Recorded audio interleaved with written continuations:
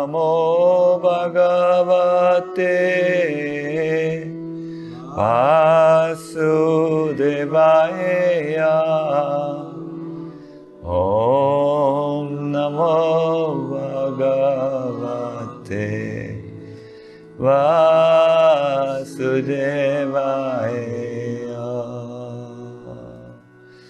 Om Namo Bhagavate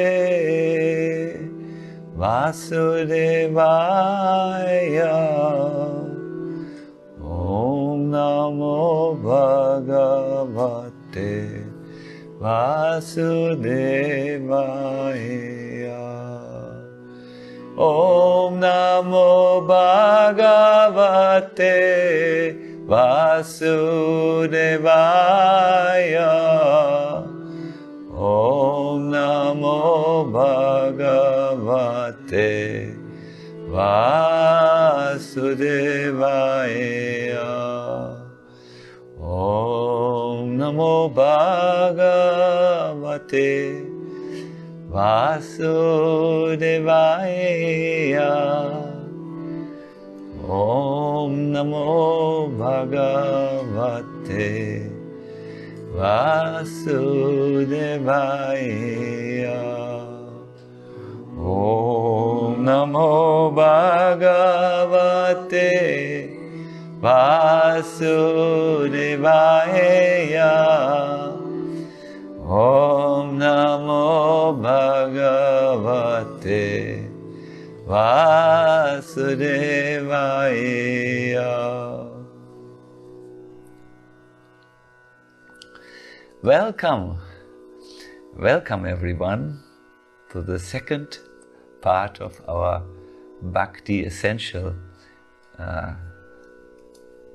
series.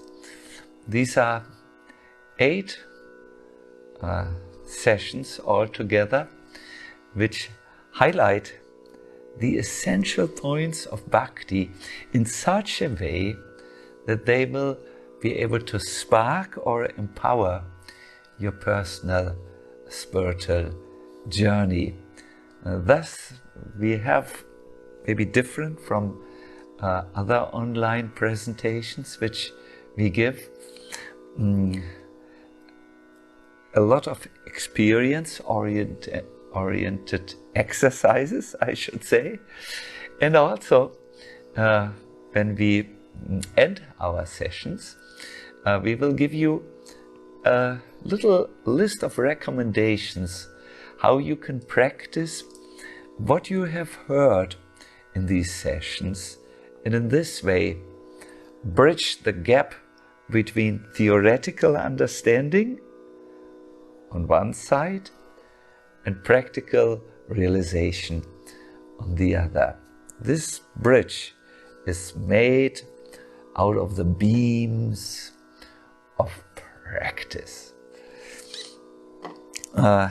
Last time when we were online, last Tuesday, we were discovering really the starting point of our spiritual journey, to become aware of our identity, which is more than just a biochemical robot. That is the starting point. Now, of course, that should not remain a theoretical understanding, but as my spiritual master stressed, it should be a realized understanding.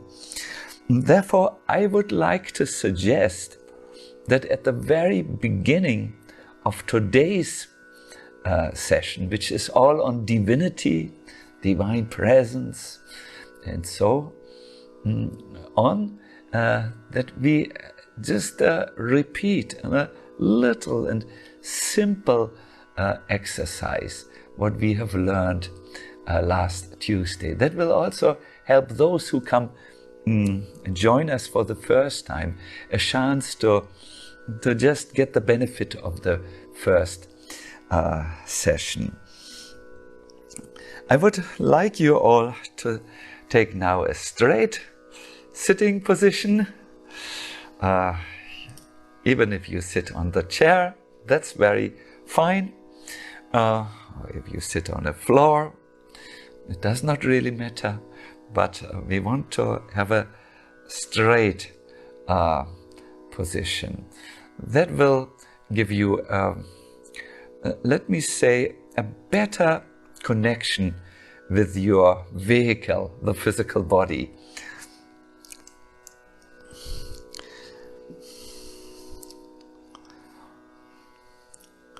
I would like you now to repeat after me 3 times the sacred syllable Om.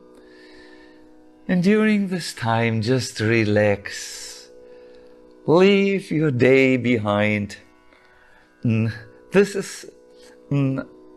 These sessions are also quiet times for you, special times where you can take care of your inner growth. So please arrive in the here and now.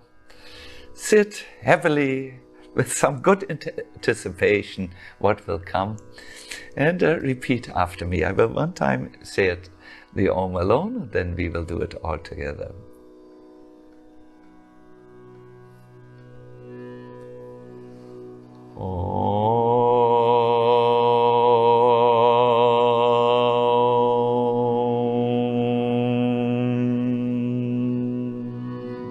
A deep inhale, please.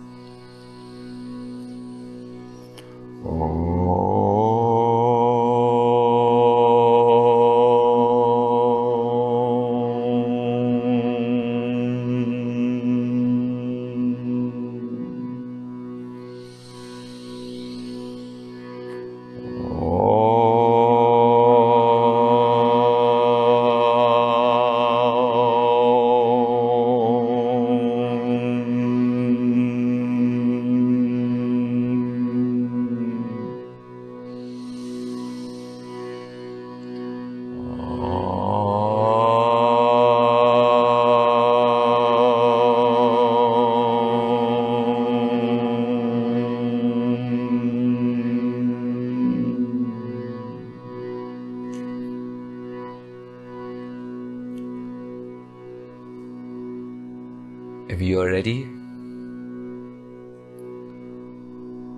close your eyes. Sit in a relaxed way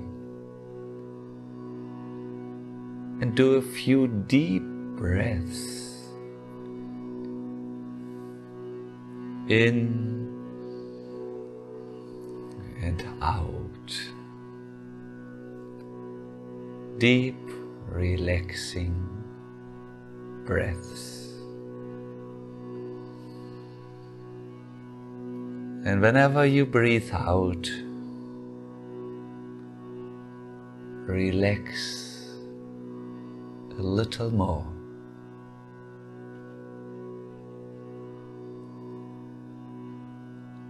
Life is simple. It's just you and your breath.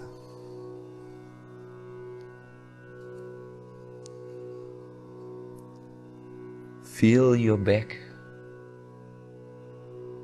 resting against the leaning place in your chair, or when you sit on the floor. Feel your bottom touch the cushion or wherever you sit.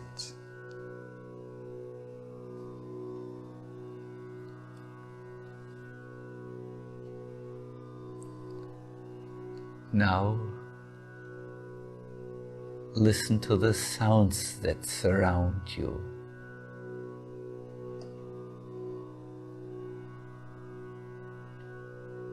And if there's absolutely no sound, listen to silence.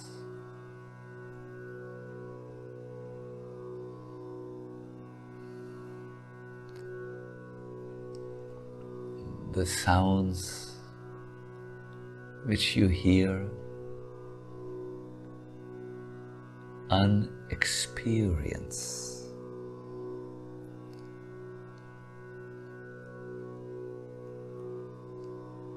It is an observation.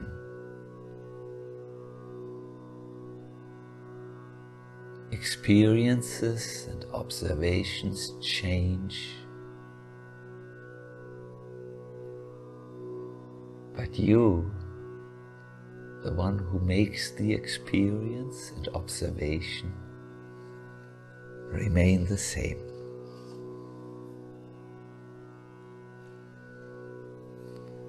As you breathe in and out deeply,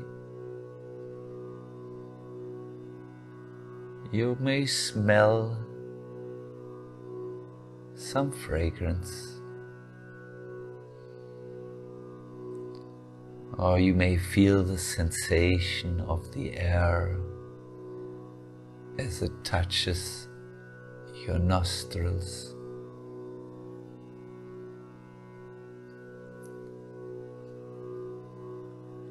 All these things are experiences that you observe. The experiences change, but you, the witness or observer, remain the same.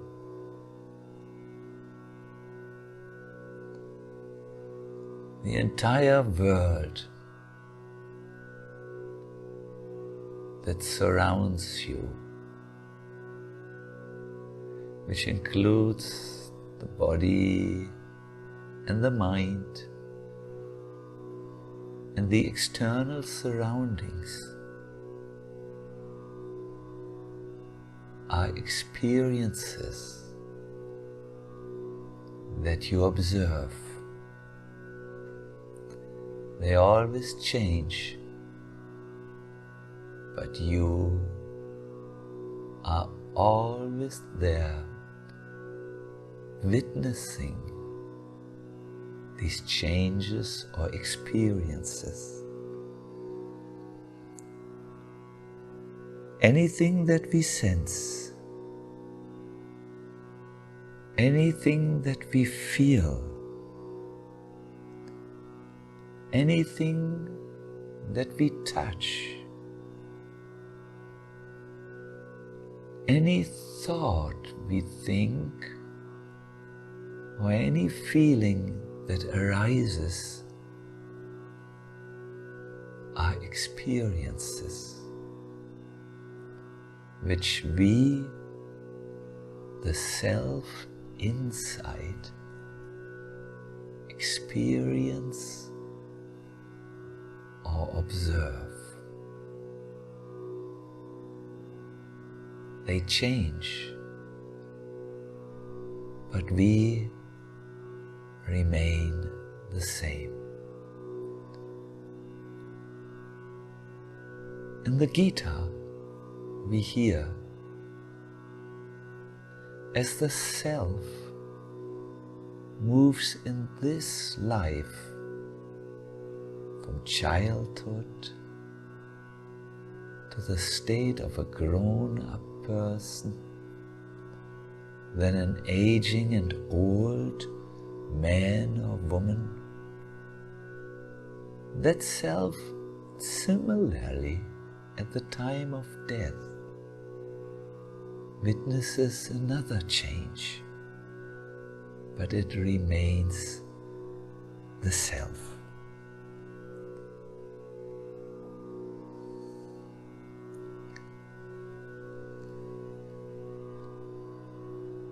Slowly come back to room awareness. We will move now to our next subject.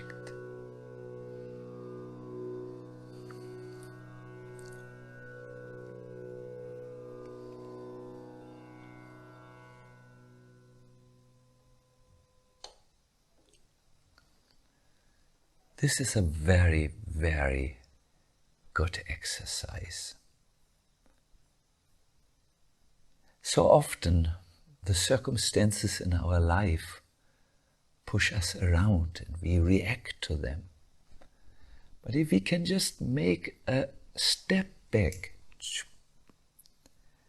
into the observer position and wait before we react until the dust settles, so to say,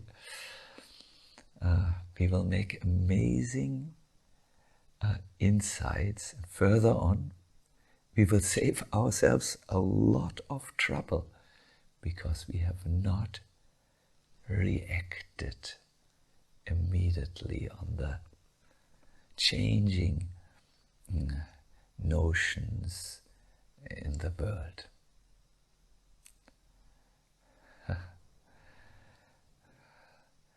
This much as a repetition on identity, but I can assure you, you need to practice this perception until you become, it's called swasta,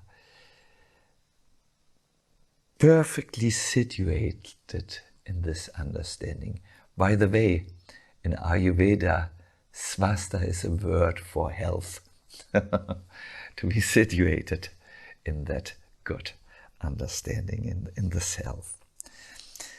To really understand Bhakti, we need three understandings. First, who we are, that is why we started with identity. Then, who is the divinity, who is God? And finally, we need to also understand the world.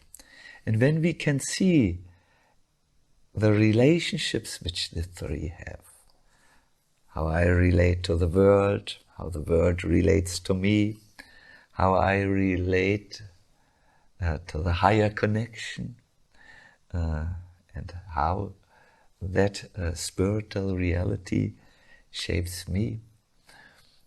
If we understand these relationships, we are fixed in sambandha. That is a word for all these types of relationships, and we are nicely situated. Now,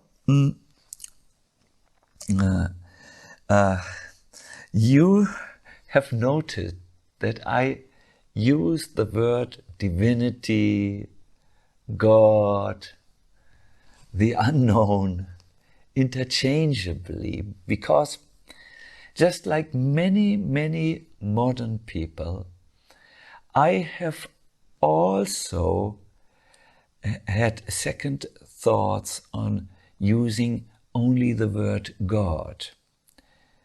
Because the word God is associated with so many concepts that it can be quite bewildering. Some religions present God as an unforgiving judge, a killjoy, so to say, who interferes with the human need for pleasure. Others, scientists, belong to this category, who are not convinced that there is a higher force than what they can observe. They will say the word God is a crutch for those who are weak and need to have some emotional understanding of the unexplainable, which we scientists can clearly see before our eyes. And there is also a great resentment about religions in general who misused God in the past to explain away atrocities, wars, crimes, which they say needed to be there in the name of God. I have seen debates and discussions, like most of you, where intelligent people just shed light on how much abuse was done with the word God. And therefore, whenever we use that, we may become a little bit uncomfortable, and we modern people like to just have a placeholder for this, which can be filled according to people's taste with the name the unexplainable, divinity, the divine presence, and so on and so forth. And I think we need to address this. We need to be aware that there is such a sensitivity, and we need to, at the same time, not throw away the baby with the bathing water. That's what we say in Germany. You know, you have a baby, which is good, but you have all around the baby dirty bathing water. So when you want to get rid of the bathing water, don't pour your baby out of the window. So let us today investigate a little bit the divinity. And I would like to share with you how Bhaktas see this divinity. I will, in a little while, you will see a little video which goes together with these sessions, where I explore this a little bit more. But here I want to say the Bhaktas, or Bhakti yogis, see the beloved, let me use this word for a moment, in a variety of ways. He's not just one thing or one understanding, but he is so totally beyond the human mind and its perceptions and observations that he is really very vast. The first understanding is to see God as Brahman, the vast energy which keeps this whole world together, just like a string, you can see here, which keeps pearls together. The Brahman is the vast energy which keeps all the atoms and all the manifestations together, but which is also beyond this whole universe as a vast energy full of light. The second understanding is Paramatma. That is the super soul who exists right there in the heart, so that you can open a communication and feel intuition, inspiration, and inner guidance. You know, that unerring little voice inside who always tells you the right path. That is my spiritual master would say, the localized form of that vast, vast Brahman. And then there is the third aspect, which is Bhagavan, who has many names like Ram, Govinda, Krishna, and who is the most surprising embodiment of loving relationships. He's never to be put in a box. He is always joyful and at the same time identical with the Lord in the heart, Paramatma, and the vast Brahman. Let me give you an example. Imagine there is a festival day and you come to the town from a distance. First you will see the town as light that extends so beautifully up to the clouds. It is the Brahman in the analogy. Then you come closer, you enter the streets and you see some houses. It's a festival day, they are lit. And you can enter one of the rooms and open communications. Where's this? Where's that? This is equivalent to the super soul, the divine presence in the heart, with whom you can open communication. You can turn and receive answers, inspirations, knowledge, and he can help you also out with some forgetfulness.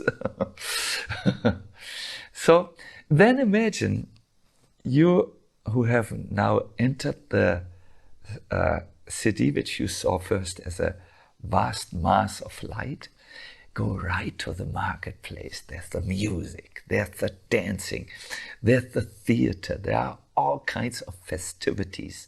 There's exchanges. You might be greeted there. Oh, nice that you have come. Oh, have you drunken this amazing fruit juice? And so on. And there's relationship.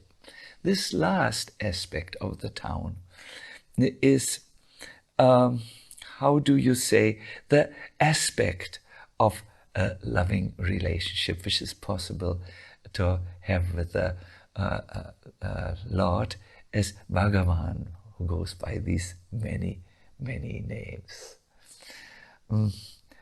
I must confess to you, I always think spiritual truth will be a universal truth. So what I've just said, 3 aspects of the same divinity with whom you can relate in a different way, is expressed very nicely by Rumi. I've written down this poem and I want to say it for you. Every child knows about God.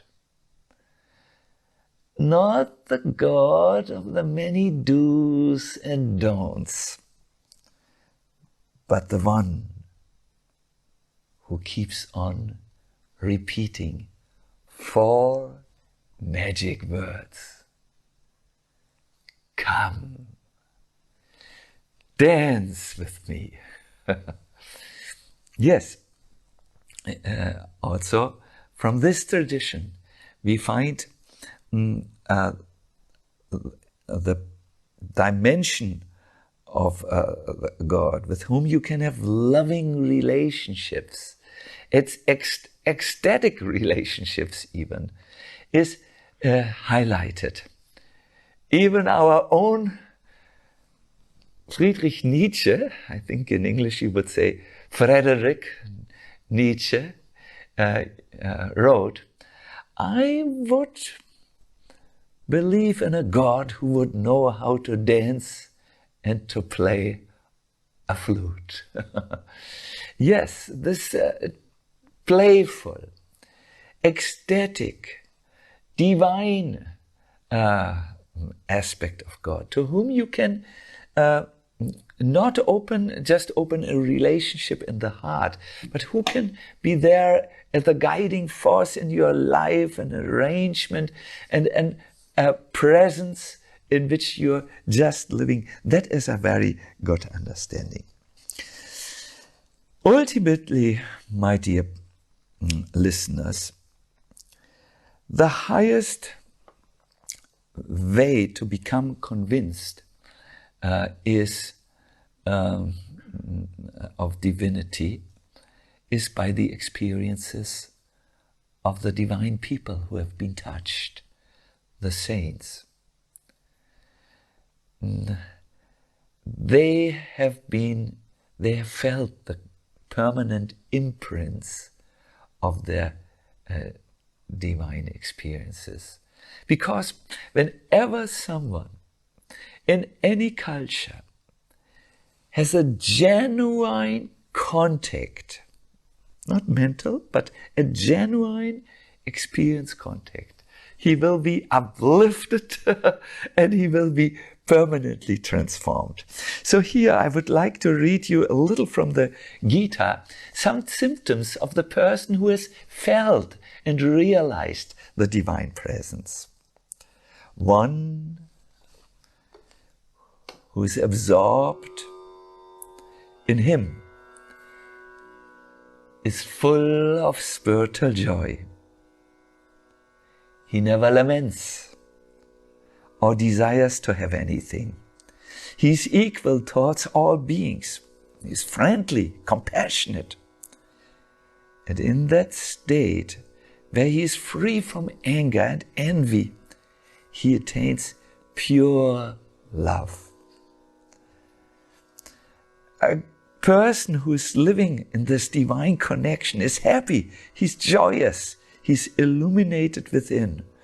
My spiritual master used to say, he can therefore sit silently at any place and enjoy the activities of life from within.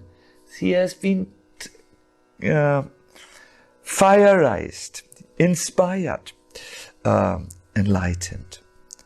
And the greatest problem which we experience, the problem that the mind always imprisons us, is the jailer and we are the prisoner. The mind becomes equipoised. The mind, which is always engaged in the divine, is the cause of the supreme liberation. The Vedas say where we can meet him. Listen, because then we will enter into meditation right after. This is space in your heart where everything meets. Come there if you want to find me. Mind, soul, God, and eternity. All are there. Are you? Where are you? Have you found that space inside where mind, eternity, self, God, everything is there? Enter this space. You will find quiet ecstasy there. And the feeling that you are resting in a perfect place. There are many names for this meeting place inside. It can be the sky of the heart, the lotus of the heart, the temple of the heart. There, that divinity can be found and he's enshrined there. He's, in other words, not a far away, distant being. He's very close. But you need to enter that inner space and not look for him in the shopping mall, although you could find him there as well. So, I would like to make a meditation now with all of you, where you can experience contact with that divinity. I will bring you to that inner space, and I will hopefully be able to let you make a beautiful observation and insight that could make your day, that could make your day and your week as well.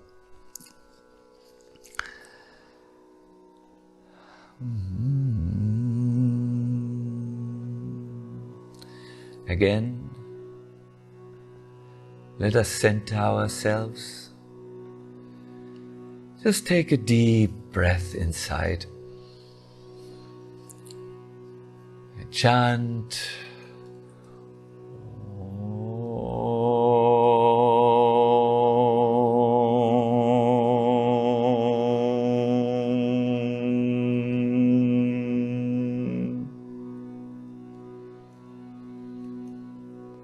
Take a few deep breaths.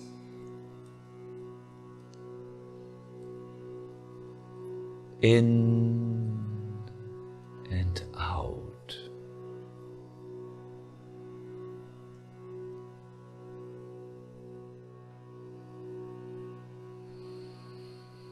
Allow your breath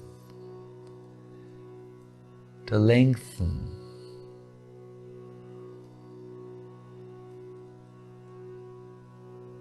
In long breaths.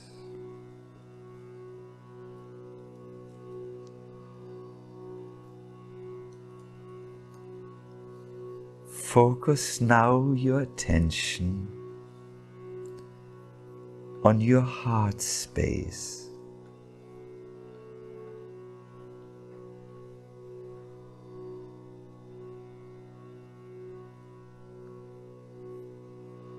There,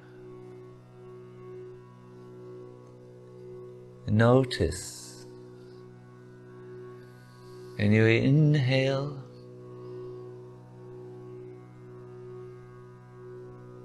how there's a joyous feeling.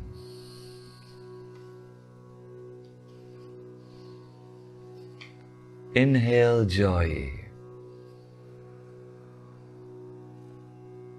and exhale relaxation.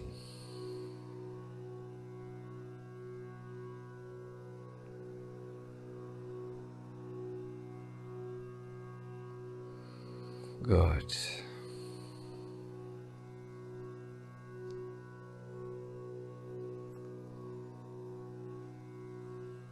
Inhale joy.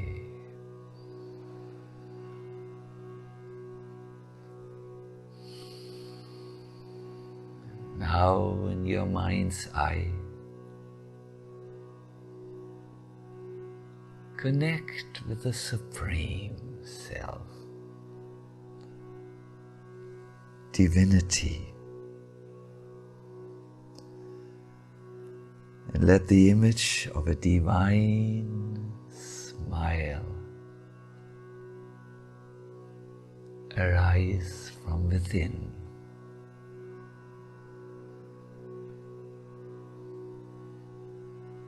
Meditate on that smile,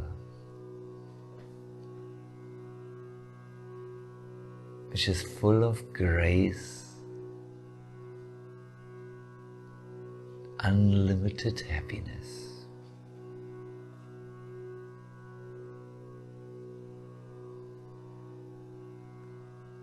Maybe you want to think of the smile of the Buddha,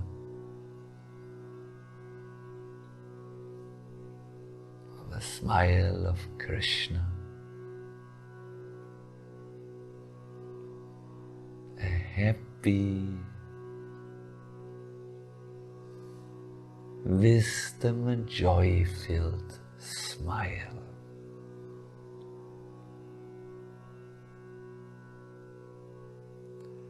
Meditate on that smile which is sublime and both welcoming and reassuring.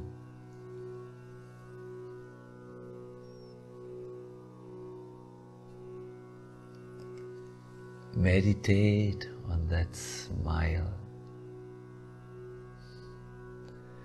which is full of blessings, benevolent, full of well wishes.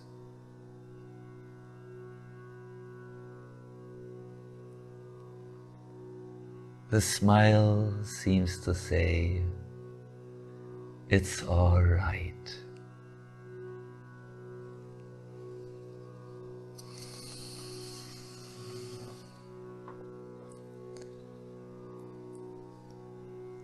Now gently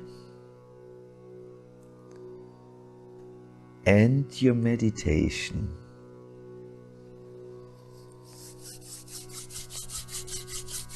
Rub your palms.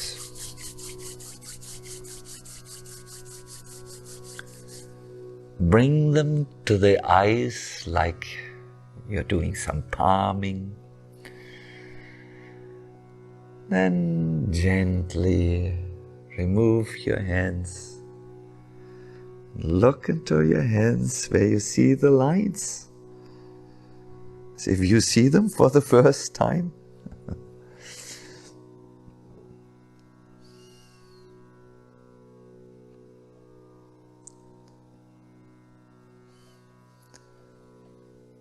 In Bhakti, the Lord is seen as a divine being full of joy and full of well wishes, really.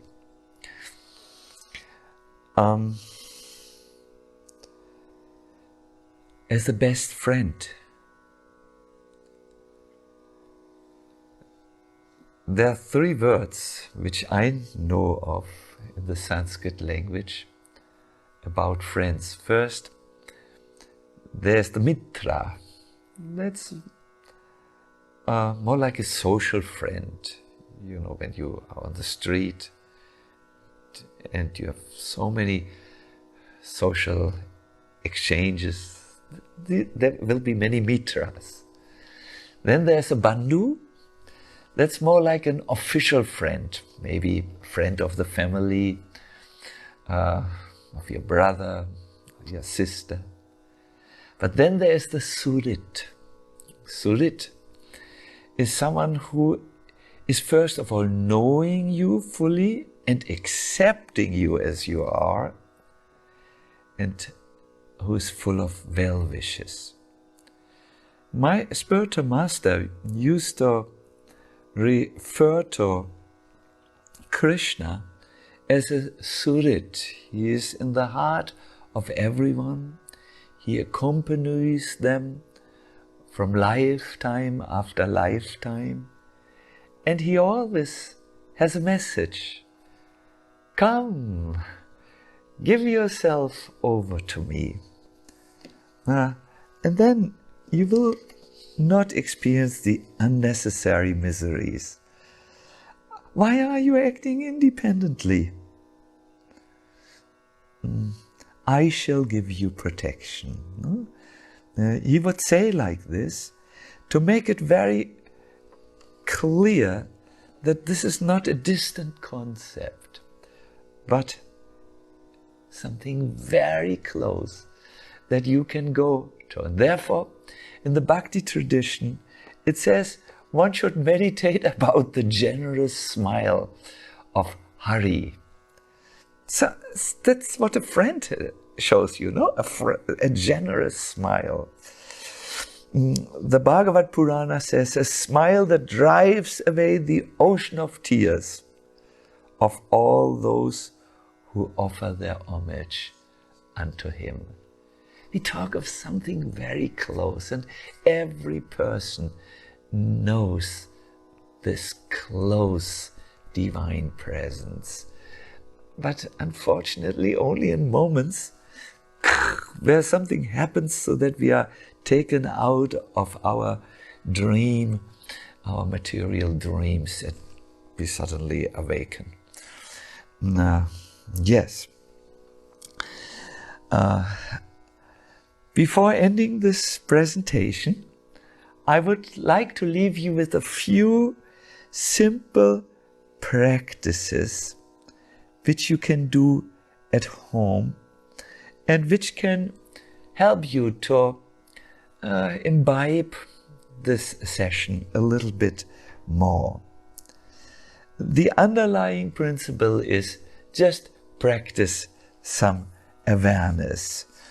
Be aware of your essence. Don't get lost in so many stories which you have not even written. Become, step back and become aware of your spiritual essence. And from there, go to the Lord's divine presence in your heart. I cannot tell you how much this simple practice, which means stop and give a little inner stillness a chance, has helped me. In that stillness, you think about your own self, who you really are, beyond these narratives, beyond these stories, these complex paths in which you are entangled at times, and then connect with the divine presence in the heart. And you can do that by doing a silent meditation. You can also communicate.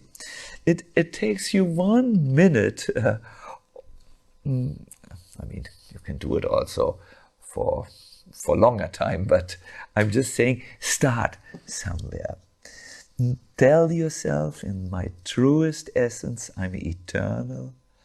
I'm a blissful being full of inner knowing. And then connect in the heart with that divine self. If you like, you could also practice the divine smile. I like this very much, that I like the divine smile, which is not entangled in the problems of this world, the self-created problems which humanity has made. And because it pervades me, even every cell it pervades. I've seen people in other traditions who've told me that doing this meditation has removed cancer out of their body. You let the smile, the joy just pervade everything of you. And one other very, very good way is really that you connect to the divine presence in the morning as a little morning ritual of gratitude. Yes, sit up in your bed, the first thing, say, I'm grateful to be alive. I'm grateful for another day where I have an opportunity to grow. Because gratitude is the road on which you can meet the beloved. Thankfulness is that condition of the heart that allows you to make contact with all these divine subjects. It's an entry. Rumi says, thankfulness brings you to the place where the beloved lives. Yes, and always remember, turn to the close divinity, not the philosopher-sized, far away, conceptualized divinity. Good. This is all I wanted to do today.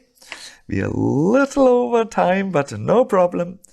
I have a few announcements for you, too, actually. Please visit my Facebook page for the tips and the practices which you can do this week. We try to put something beautiful there. I'm not want to say too much here. And we will also upload the Divine Smile meditation tomorrow morning, Wednesday, the 15th of July, on the Facebook. Then, next last announcement, it would be my pleasure if we can go through these sessions together. There are some real good things are coming up. The next session on Tuesday, the 21st of July, 8 p.m. CET, we will go into part 3. It will be the Bhakti experience. So, see you all, and thank you once again. Have a wonderful week filled with amazing insights so that your spiritual growth can go unimpeded forward. All the best.